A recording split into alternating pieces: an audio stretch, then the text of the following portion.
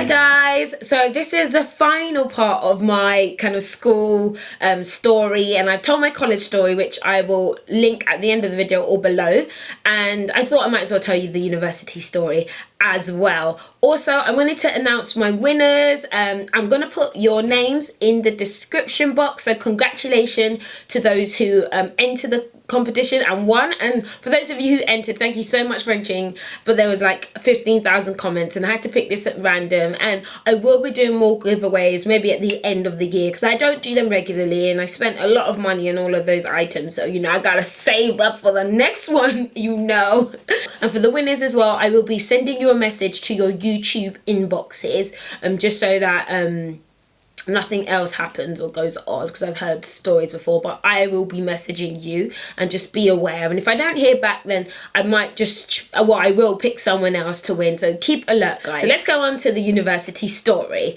and I'm gonna probably be quick, and this might be like a 20-minute video, but do you know what, I'm just gonna let it. If it's long, it's long. Apologies if it's too long. Let's start. So first year, I decided to go to university in Manchester, which is a completely different city from where I'm from, and I didn't know anybody going there, so it was a real shock for me when I got there and I was like, I don't know anyone. And I spent the first few weeks crying, really upset, calling home. I didn't go out during Freshers Week. I didn't do any of that because it was such a shock to me, and I never realized how much of a kind of, not shy, but I don't talk to people if they haven't approached me first, and that is my problem. I'm not like a hey, but if someone goes hey to me first, like I can, like from there we can create a connection. But if people didn't really do that to me, and so I ended up not creating many connections in that first year, especially where I lived. So you live on campus or halls of residence, and I'm telling you now, I didn't know like anybody on my floor, and there was only one girl who I met. She was absolutely lovely, and like she was like, hey, how are you? And like that's how I got to be friends with her, but it wasn't really a close relationship. And there was another guy who had gone to my college, but I'd never talked to him, or I didn't really talk to him at college. And I heard he was in Manchester, so I gave him a call, and I was like, do you know what? I'm here and I really don't have any friends and I'm really lonely. And he was so lovely. He was like, oh, come over, come and do dinner at my place. And then we ended up having like a massive dinner, and he had a few other girlfriends from his course who then I ended up being really close friends with. And I got to a point that I was so depressed where I was living and staying because I didn't know anyone or talk to anyone, that I packed my suitcases, even though I was paying for the room there, and I ended up squatting with two girls who literally, they gave up their beds for me. I would split my time. One of the girls would share for like 3 days, and then the other girl would share for 4 days, and then would like kind of rotate it like that, or when tensions build, I kind of went to the other room or something. And that is how I lived my first year, even though I was paying like hundreds of pounds, thousands of pounds for that other place. I just couldn't bear to be there. And first year was amazing, and I chose international fashion marketing. That was a course I did because I was like, I want to be a fashionista, and I hated it. I literally detested the course, and I think the reason I tested it because I found that it wasn't to do with all the glamour that I thought it was when it came to fashion marketing. And actually, I'm not that interested in fashion. I just like looking nice myself. Fabrics and how they're sourced and how they're made just wasn't of interest to me. And when I realized that coming out of university, like a graduate starting like in fashion was between 10 and 12,000, I was like, you guys have to be having a laugh. Like, I am not coming out on that.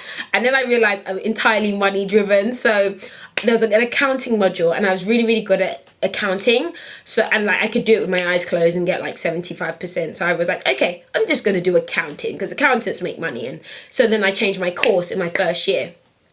But outside of courses and stuff, I was having a blast. Like, I was partying all the time. Like, every night we will go out, we will come in, do dress, forgot who eats, what's eating, eat, go out, literally party. And when we partied, we just partied so hard. It was good times. I remember, like, I look at girls and say, why have they not got their shoes on? That's so gross.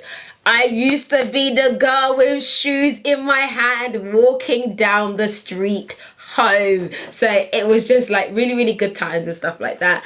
And I met my boyfriend in the end of my first year, and you guys know the story, so I'm not going to go over that again. You can like look at a previous video to find out that story. And like things are looking good and stuff like that. So yeah, okay, let's work out what happened next. Okay, so second year, right, this was the year that was really, really hard for me, and because I found that, you know, a lot of people stopped talking to me. I didn't have many friends, and I was just quite depressed. And I think it happened over the kind of summer period, and like there's kind of a whole load of bitchiness that happened with a group of girls. And I was living with one of my friends, and it's one of the things I always say is that don't live with your friends. So not that things just got a bit tense between us, and we weren't that close. And like all the girls who I was close to, they would come to the house, pick up my friend, and we had all been friends, and go, but like, oh, bye, we're going out, bye. And I remember sitting like in my flat crying by myself, and Michael like, don't worry, you don't need them, or if they don't want to be your friends, it's nothing, it doesn't matter. But I remember, you know that feeling, can you imagine when you're living in a house with girls, like a girl who you're friends with, and I'm still friends with, like, or still have very much love for, and like a bunch of girls who you used to talk to will come and then go, and you're just sitting there like rocking by yourself thinking what's wrong with you. And that was definitely what I went through in that second year. There was a lot of talk and a lot of gossip and a lot of stuff just going about that was just so messy and just so kind of depressing and upsetting. But it took me a while to kind of get over that, and maybe in the first half of the year I didn't go out so much, and I just kind of had Michael. It was just me and Michael, and he was my rock. And obviously my sister and my mum, I just talk to them like, nobody likes me, don't worry, don't need them. And in terms of on my course, the same kind of thing happened. I didn't really end up speaking to many people on my course. Yeah, that was how that year ended. But later on in that year I ended up, and these are the good times, and I must shout out my friends like Irene, Alex, Hamda, like I ended up with a bunch of people who are more misfits. Like, I don't know if they're misfits, but they were just a bit more alternative. And from being out with like the girls that, oh, we're so girly, we're so like whatever, to like the bunch of misfits. But we had like the most amazing times out. When we would go out, it's focused, there's dedication. We're only out to dance, we're only out to break a sweat and just enjoy ourselves. So those times are really good because we had the greatest nights out ever of all time, like just stories and good times with those. And it really, like, you know, my mindset changed a lot more. And then I was like, yeah, I don't really need like to be part of the group or anything like that. I just need to have a good time. I've got my boyfriend, I've got God, like I don't really need anything else. So things improved later on in that year, and I had a lot more confidence. And then in the next year after that, this was when I was asked to run for president of the Afro-Caribbean Society at university. And I was like, really? Like, whatever. But then I ended up running for it, and I ended up winning for my university to be the president. And that was, again, really, really good times, increased like my social group and the kind of things I was into. And it just was great to have on my CV that, you know, I was president of the Afro-Caribbean Society. You know, people started coming back and social groups changed again. But I think at this time I was very much more into church, and like I didn't go out so much. I did a bit here and there, but I was more focused on like studying and like church and things like that. So I remember that year being a good year, and I don't know, like I don't remember that year being, it wasn't rough or hard or anything. It was just a nice normal year. Oh, and I ended up living with, okay, so in this year I ended up living with this girl called Rachel, and it was really, really nice like having her in, because my mum bought a flat for me, and then I had to find tenants. So each year I stayed in that house for the whole time, and it's still in Manchester, someone else lives in it now, but like each year I'd have new tenants. Well, I was always there, but I'd have new tenants. And I lived with this girl called Rachel who was literally hilarious. She's like a typical blonde, but not. And we went out, and I remember, I'm going to tell this story, we went out to like one of these kind of footballers nightclubs, you know, and I think a girl came over to Mike and was like offering him chocolate, right, or something like that, kind of with her boobie. But I don't really give a damn, like whatever. And then this girl was like, excuse me, do you know that's her boyfriend over there? I don't think so. Like, I was like, this girl is hilarious. And I had a really good time with her. And the good thing is that she was from a completely different social group that I was from. She wasn't from the same social group as me at all, and so things were nice. Yeah, she was a really nice housemate. Yes, so this is a really good story of what happened to me in my second year, because I'm trying to think, nothing really happened much. So we had exams, right, in our second year, and I did okay, and I did the stupidest thing where there's a course called, or module called corporate finance, and I'm a G at this. Like, I'm good. I know I'm good at corporate finance because I love it and I was passionate about it. And, you know, I was going to the exam hall after studying. I'm a morning studier, so I can study from 4 o'clock in the morning till the exam time. That is what I'm like. So I always woke up really early, and I was like on my way to the exam hall. I saw a guy off my course. I was like, hey, how are you? How are you feeling? He's like, good. How did you find the exam? I was like, no, I'm going to the exam right now. No, how did you find the exam? No, I'm going to the exam, because he's like Greek. So I thought maybe he didn't understand what I was saying. I came at the end of the exam versus going at the time it started. So I must have read the end time versus the start time. And I know there'd been a bit of changes to the timetable, and I missed the exam. And I had to do a reset. And the thing is, if you do a reset, you get capped at 40%. Whereas the actual mark I got for the exam, I believe it was 77% was what I actually had.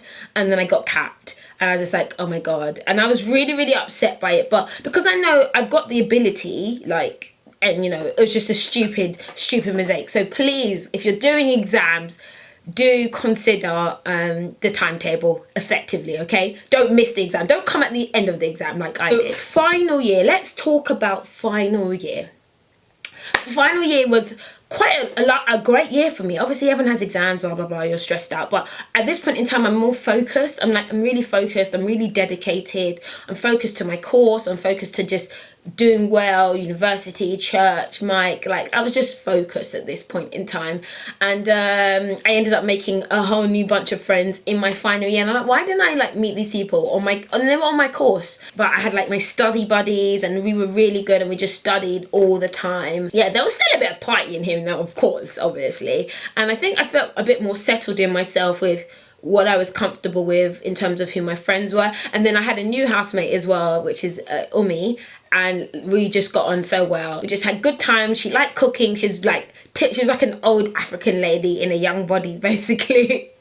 And like we had really good times. The next thing I was thinking about was, well, what am I going to do after university? And funnily enough, the guy who went to my college, and I didn't really talk to him that much actually, because I'd made new friends and stuff like that, but he's like really smart. He's really on the ball. He's telling me of people who were getting jobs in investment banking and what they were earning. I was like, what? You kidding me? And then he actually he got an internship, and then he introduced me, or he told me to go to an event or something like that, and he knew the recruiter, and then he introduced me to her, and then I went to this event, and literally the ball got rolling from there. So after university I was literally set up to get on this internship and get my job, which was just the most amazing opportunity ever, which has literally opened every single door since for me. And I was lucky in that, and I might do a video either on my vlog channel then about this whole recruitment, university grades, internships, blah blah thing, because I really like, it's something I'm really passionate about. So